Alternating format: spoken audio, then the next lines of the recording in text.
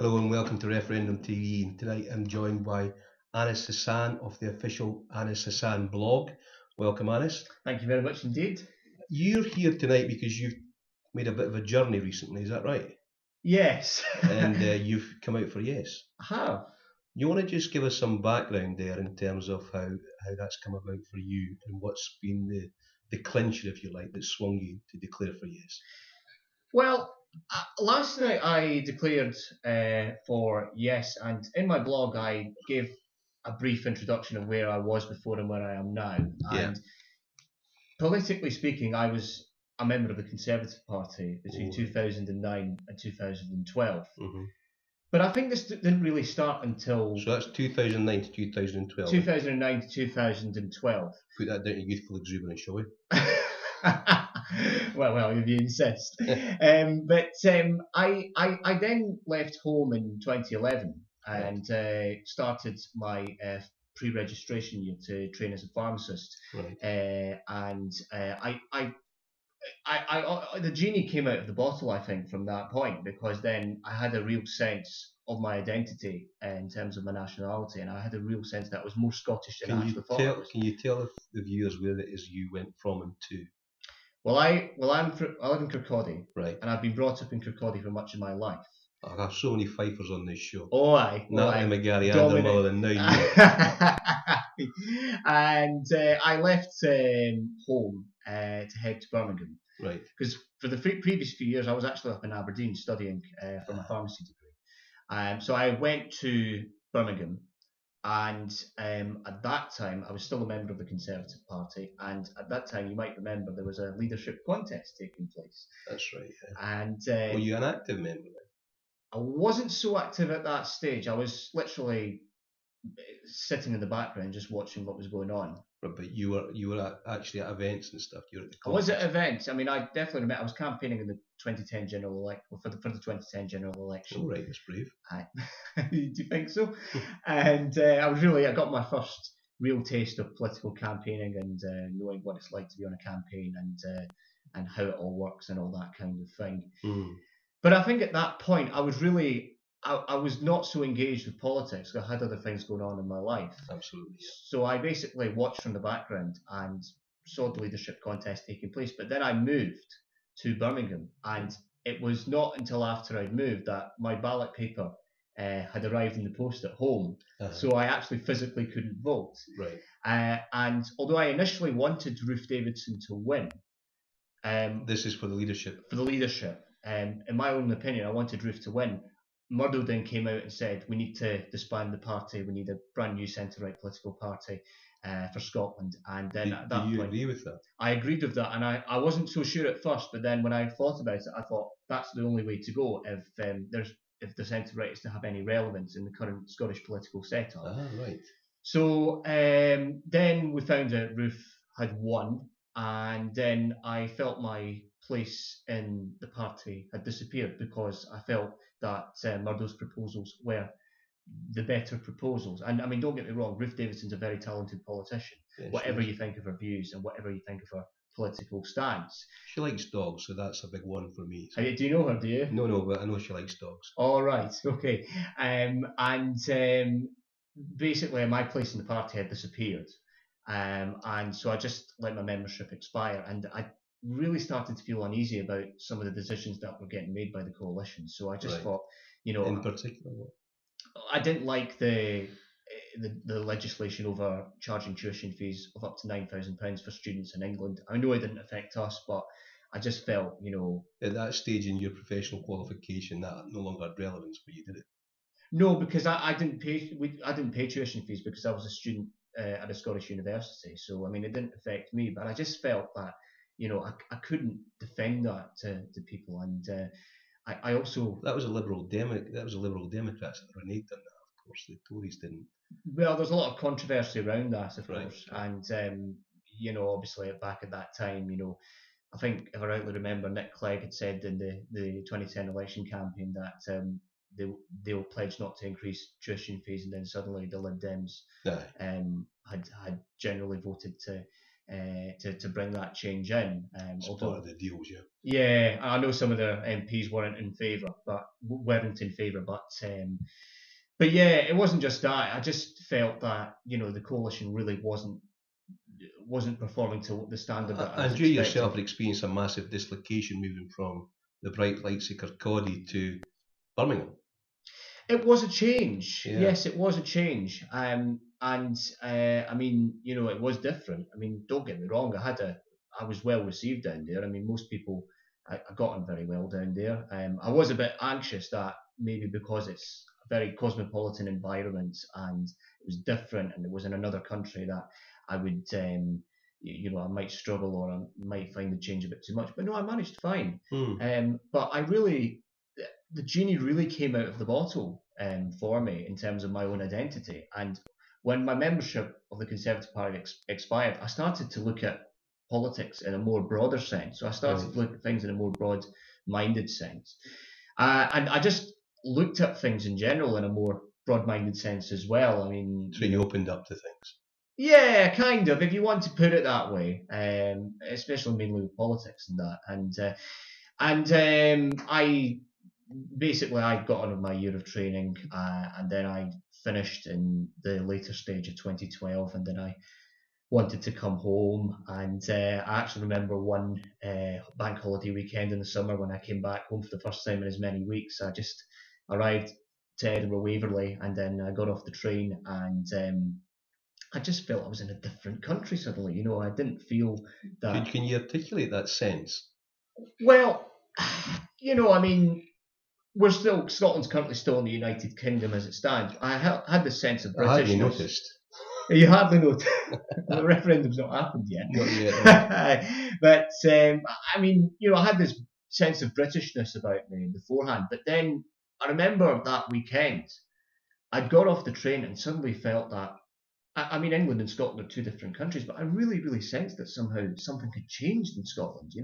I felt it wasn't the same place as before. When was that, last year? 2012. 2012. Summer of 2012. And I mean, I was delighted to be back. I was absolutely delighted to be back because, I mean, I'd missed home and I'd missed family. And, I thought, wow, this is rather interesting, actually. This feels very different. I mean, it feels like it's different from beforehand. Seems timely to quote Kipling. If you only know England, if only can you time out. We're live. We're not live. You're joking. No, we're live. Keep going. Oh goodness. It'll be alright on the night. Anyway, the Kipling quote essentially is: if you only know one place, how can you know that in relation to other places? How can you only know about Scotland in relation to Scotland if you've been elsewhere? Mm-hmm. What dropped away there? What was it that disappeared for you? I think it was just the sense that for the first time properly in my life, I'd lived permanently somewhere else, rather than in say in the same place for all of my life. So. It was that's just the way it was, and basically, everything had just changed, and let's get specific. What had changed? Come on. I just felt my own sense of my own environment, my own identity had changed to a certain Let's stay with identity. You had moved from one identity down in Brum, and you come back and you hit Waverley, and what did the identity become? Pretty much Scottish only. Scottish only. Scottish only. I mean, I just felt really more patriotic about my country, if that's the most basic way to put it. That's just basically what had happened. I felt more attached to my country. I felt more attached to home. So it gave you a whole new perspective on it. Yeah, absolutely, definitely. After that, then I'd come back but home. But you didn't get actively involved at that stage? No. I was nowhere near actively involved. I was pretty much...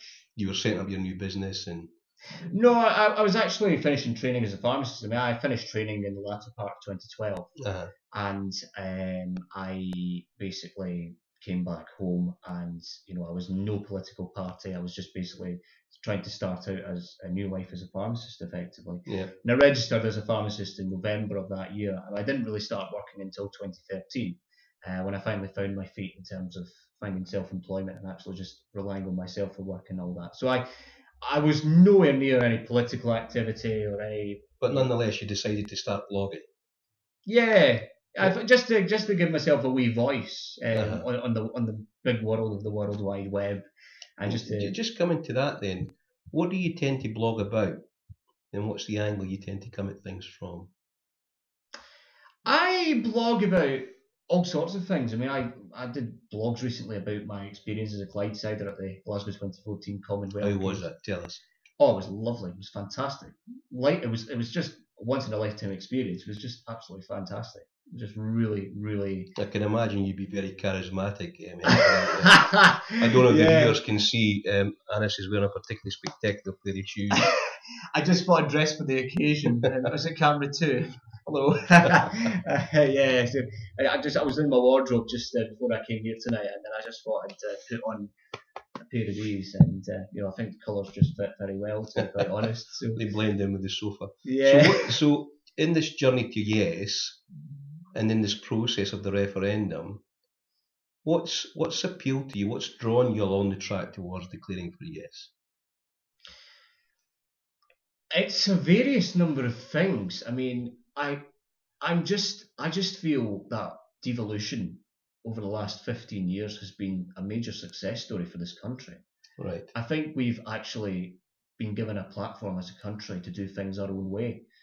I mean, as a pharmacist, I would say if there was one policy I would pick out of all the policies that have been success stories, I would say it's the abolition of prescription charges in Scotland. Can I break that down? Because it's something that interests me. I've got a background in the NHS as well, not medical but financial. Sorry about that. That's all right. And I think one of the calculations it was made that it was the cost of actual collections wasn't really worth it. The actual cost to collect the prescriptions and organise that side of things wasn't really worth it. I think that's part of how they thought about it.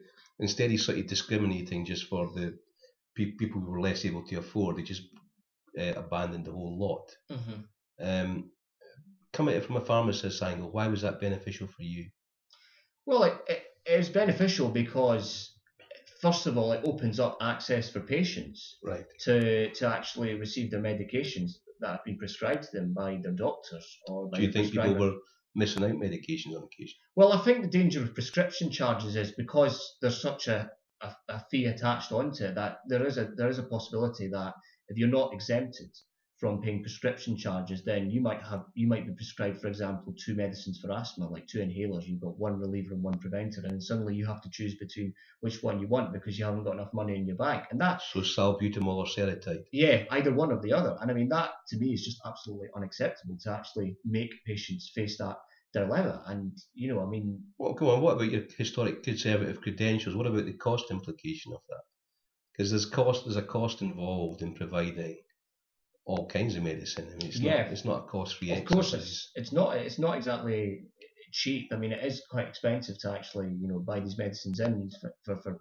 Yeah, we'll come on to that because I think that's an important point. Yeah, of course. But I think the fact that I would say, I mean, I don't have the official figures in my head, but if you're looking at a rough estimate, you're looking at 85 to 90% of patients who don't pay anyway. So, I mean, what's the point of charging the rest of the patients who aren't exempt? I mean, and what added on to that, the fact that you get new medicines that have been patented, which means that only one company gets to manufacture them, and then with time their patent runs out, and then suddenly they become much cheaper and generic. And so you have a view on big pharma?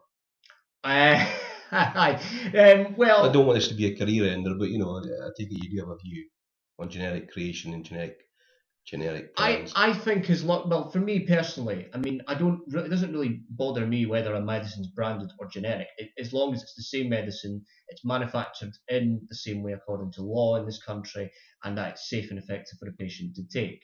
And as long as that's the case, then I'm happy with that. In fact, I think the fact that certain medications, which cost so much money to prescribe in the first place, that have become much cheaper. I'm not just talking about half the cost, but actually even more than that. you're saving a lot of money for the NHS in terms of them paying for these medicines. Can we And come to that? I mean, the blue shoes are just so symbolic for many different levels. But I want to come back to your journey from moving away from the Conservative and Unionist Party to a more yes-based position. Is part of that to do with the NHS? Is part of that to do with prescription charges and the fact that there's a different commitment in Scotland to provision of health services? Is that part of your journey? I wouldn't say it was the whole thing, but it definitely swayed me to an extent, if I'm being really, really honest. Because we want honesty. If you can stay with that a little bit, please. Yeah, of course. Yeah, but I mean, as I say, as a community pharmacist in Scotland, I'm very proud of the way that proud of the direction Scotland's taken in terms of how prescriptions are catered for and how the NHS is run. I think certainly we run. I'm not saying this without any grudge or anything, but we do run things better up here in Scotland. And I think in what way? You kind of make a general statement I feel the whole way the NHS is run up here is it's better. It's more in public hands. I know there's been a lot in the news about privatisation and all that, but I think the way the NHS is run overall is better for patients. And frankly is the way it should be run in my humble opinion.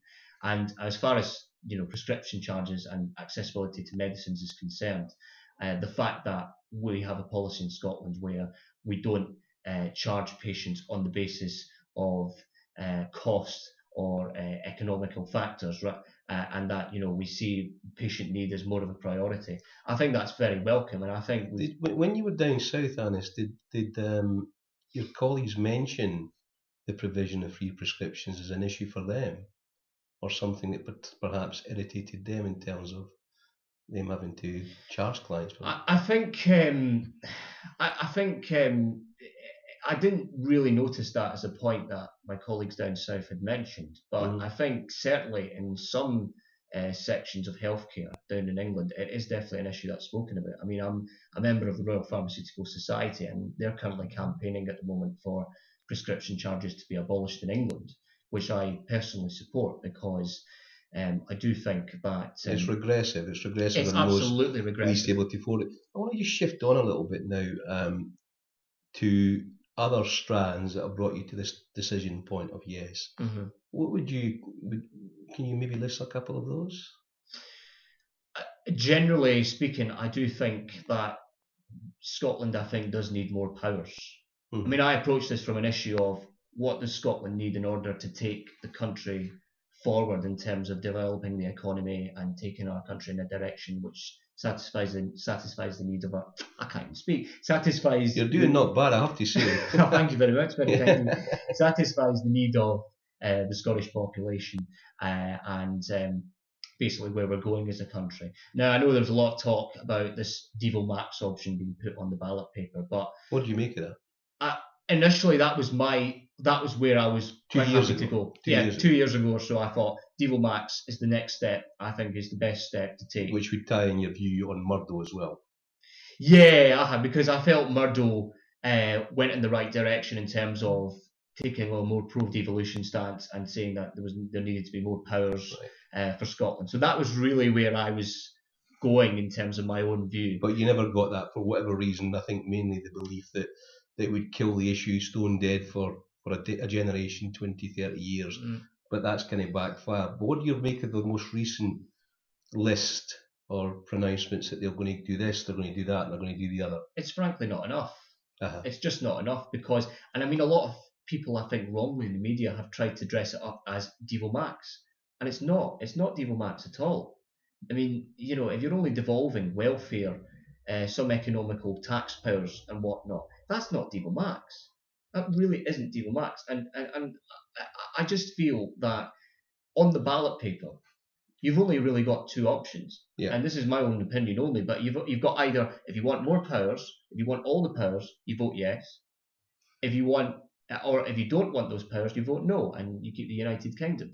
But I mean, I was blogging last night in my declaration that I don't see how the MPs down south of the border and in other parts of the UK will approve of giving Scotland more powers for our Scottish Parliament, because they will probably then ask, well, what's in it for us? Because down in England, they don't have a devolved Parliament. And then what will that also mean for Wales and Northern Ireland in terms of their own devolved parliaments? If they give us more powers, do they have to give them more powers? You highlight a mystery then. Why would they want to work so hard towards keeping us? Because they love us? They love us. Well, that's an interesting point of view. Can you maybe think of other reasons? What else? Why else would they want to keep us? Just out of nostalgia? Do you think Miliband, Clegg and David Cameron came here because they were nostalgic about the idea of Britain? Why? Well, there's a strong sense of Britishness. I mean, I can't take that away from those who are going to vote no. I mean, absolutely. I can't take that away from them. If people voting no feel patriotic to be British, that's absolutely fine. That's perfectly their choice. Absolutely. But I think, the thing is, I mean, the issue for me really is, I was talking about the identity earlier, but the issue more for me now is really where should Scotland go? And I think if we voted no as a country, my fear is we're going to end up with absolutely nothing. Because but they've already been promised some more powers by those three and Gordon Brown. But how will they get that through Westminster? Well, that's their issue. They've made promises, however vague they might be. Why might they be doing that? Why would they want to keep Scotland, is my question to you. Why do you think? To offer us the best of both worlds, I imagine. But as I say, So it's an act of altruism. They want us to stay because they love us. Is that what you're coming down to? Well, I was maybe being a bit light-hearted when I said that, but I think there is an interest for the UK government in terms of keeping this because we're a resourceful country. We've got oil off the northeast coast. We've got northwest coast as northwest well, coast and the west coast as well. Yeah. And we've got water. We've got a very talented population. We pay more in than we get out. So it's a bit of a contradiction from these guys who say, well, we're going to really punish you. If we keep you, we're going to really punish you for wanting to go away. When the reason they're trying to keep us is because we're actually of great use to them. There's a contradiction there. On the one hand, they're saying, well, now we're going to punish you because you shouldn't have tried to go away, but we want to keep you because you've got stuff we want. It makes it the love bombing and the fear mongering. Love bombing the fear mongering. Aye. Well, you could put it that way. I mean, you could put it that way. I mean, I just have. Yeah, I know you just have. But I mean, as I say, the danger with a no vote for me is we end up with nothing, and then suddenly the next 10 years we're going to end up scratching our heads thinking, well, what if we did go for it? What if we did go for the yes, and then you had all this power, and then we could take things into our own direction. And for me personally, I mean, I cannot see us getting more powers with a no vote. Okay, so let's come to what was fundamentally catalytic for you. What was the catalyst that transformed you from, I take it was a no voter or a fence sitter? Fence sitter more. I was more of a fence sitter of anything. Never comfy. And to yes, what was the final clincher? Basically, just wanted to see my country, take its place on the world stage in what is an ever more dynamic and ever more complicated world, and actually just doing things our own way, and getting away from the sort of policies that have proven to be an absolute failure. I mean, I only need to name the spare room subsidy, the catastrophic wars in the Middle East. I want to come on to that because you come from the Islamic tradition, and a lot of these wars have been fought in Islamic countries. Has that really played a part in your judgment and how you've moved towards your position of yes? I wouldn't say it was the defining factor, no. But it's definitely something that definitely played on my mind. And I think it was just a sense of, I don't want to see wars carried out in our name when there's no just cause for them, and seeing the tragic deaths of innocent civilians and even our own troops as well, who are sent to fight out there, that. I mean, I don't like war and I don't like hostility, and I mean nobody does. But I think if you're going into a war situation, you've got to have a really, really unambiguous reason for doing it. And I think in the cases of the Iraq War, I think we obviously saw there was really no just cause for going into Iraq. So go forward in a couple of years, and the situation that's prevailing in the Middle East is a little bit more under control. Where would you see Scottish foreign policy going in terms of the Middle East? To be honest, it's very hard to tell because I mean we won't know until independence happens, and then until we actually have to think on our own initiative in our own feet in order to see where we lie on foreign policy. I don't see us being involved too much in any operations that might be carried out in the Middle East or anywhere else abroad. I think foreign policy for us in Scotland will be more centred towards trying to get into Europe, trying to play our role in Europe, and in the northern part of Europe as well. I mean, there's a lot being said about NATO as well. I don't know how that's going to play out. I know that our nearest independent neighbour, if you want to call it, the Republic of Ireland, they're not members of NATO. So, I mean, there are other examples of smaller countries or countries our size that are members of NATO, and it works for them. But I really don't know how an independent Scotland would work in terms of being members of NATO. But I do understand that obviously there is an interest for the country to be a member of such an organisation. Sure, and I suppose some no voters maybe looking in would say, well, given that level of uncertainty, how can you, Anas, be confident that if we vote yes, that the country will progress and develop, with those levels of uncertainty? How can you be confident? We'll be confident in the sense that we'll defend our own interests and we can take our own place in the world, and not get tied to a foreign policy at Westminster, which might well attract any malicious forces or anything malicious. So you don't buy into the Armageddon scenario or the cataclysmic scenario? No, I don't. I really frankly don't. I mean, when you hear that rhetoric, what comes up for you as a proud Scotsman? I just find it very alarmist, frankly. I just find it a bit, over the top. Mm-hmm. I mean, I don't doubt, I'm not saying life is risk-free and there's no dangers. I mean, there are dangers out there in the world, but you have to measure that and you have to take it proportionately. And I mean, speaking like a pharmacist, let me ask you a pharmaceutical question or a chemist question here. If we vote yes, what's the sort of byproducts that you can foresee? Because there's going to be a lot of people, maybe 45, 50 or 49% that are going to have the wrong party in government. For them, what do you see happening there in terms of those who were either sitting on the fence or those that have voted no? In terms of what they will think in the event of yes? How that gets managed in the aftermath? I think I think whoever loses the referendum, definitely there'll be a feeling of sadness and upset and maybe anger in some quarters as well. But I think whether we're yes or no, I mean we're all pretty civilised about this referendum. But I think if it does end in a yes vote, Cody's seen a vicious egg throwing.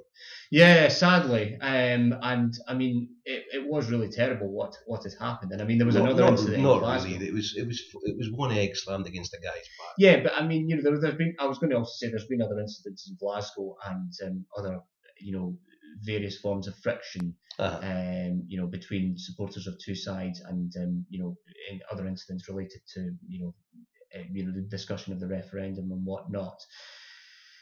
So that was really unfortunate. But I think when you hear politicians like Alistair Carmichael saying that they would quite happily do their best for the country if it's a yes vote and negotiate the best deal for Scotland, I would imagine most no voters or folk who aren't in favour of independence will realise that if it does end in a yes vote, that suddenly the whole situation has changed. Yeah. It will be generally accepted. I mean, more or less everybody said whatever the result is, we will accept it and work with it.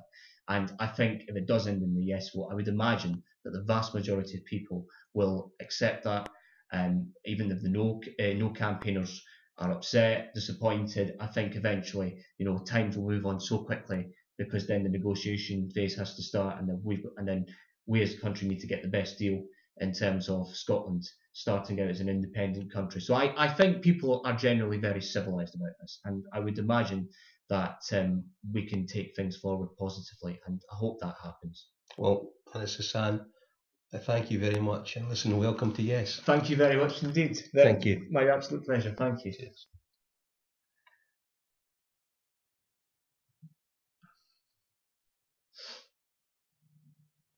All right.